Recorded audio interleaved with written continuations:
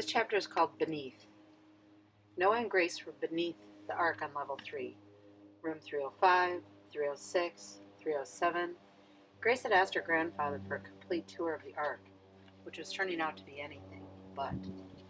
It's like someone offering to give you a complete tour of their house, then walking you around the outside.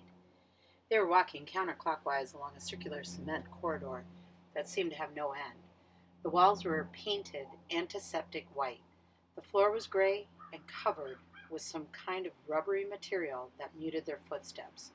The corridor was lit by bright halogen lights concealed in the ceiling.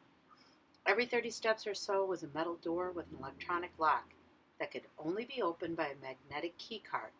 Large red numbers were stenciled on the doors.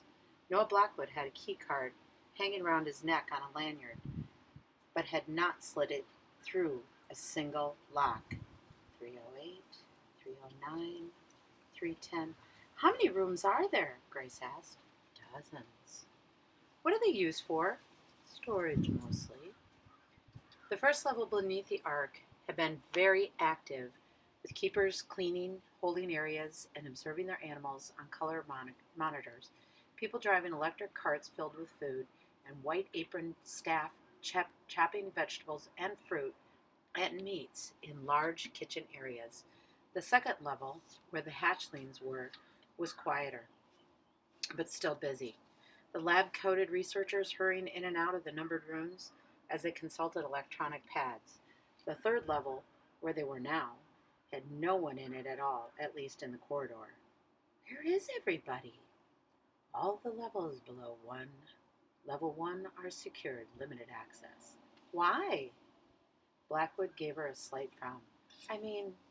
Grace stammered, the ark is just a zoo. Her grandfather's frown deepened. He took a deep breath, and the frown disappeared as quickly as it had formed. My arks are not zoos, Grace. They are wildlife conservation centers. The last stop before extinction. The animals on the surface are mere representatives of the real work which lies below. There are many people who would like to get their hands on my research and discoveries and exploit them for different purposes than I intended. This is why I have security in place. Grace wanted to know how many of these discoveries were stolen like the hatchlings, but she didn't ask. She wanted to keep Noah Blackwood thinking that she didn't care about what happened aboard the coelacanth. How many levels are there? Oh, several, Noah answered, but the deeper levels are unfinished and unsafe. His pleasantly vague answers were maddening, but there was nothing Grace could do about it. He wasn't lying. He just wasn't telling her the truth. If she pushed him harder, she might push him away. It was important to make their time together as comfortable as possible. Comfortable for him, Grace thought. My comfort doesn't matter at that moment. Just like the books on operant conditioning. His reward for the right behavior is a brighter smile. For the wrong behavior, a disappointed frown. Positive and negative reinforcement. The only thing he wants is my genuine affection. It's the only way to reward. Penny for your thoughts, her grandfather said. 3:15, 3:16. Grace knew her thoughts were worth a lot more than a penny, but she wasn't going to haggle with her grandfather, nor was she going to tell him what they really were. 3:17. Oh, my mind wanders sometimes, she said. Head in the clouds, Blackwood said, just like your mother. This was the first time he had mentioned her mother, which was the main reason she had decided to leave the ship with him. She wanted to know more about her.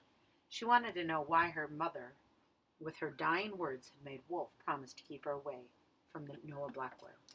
What was she like? Grace asked. Her father paused outside of room 318 and looked down at her. She was exactly like you.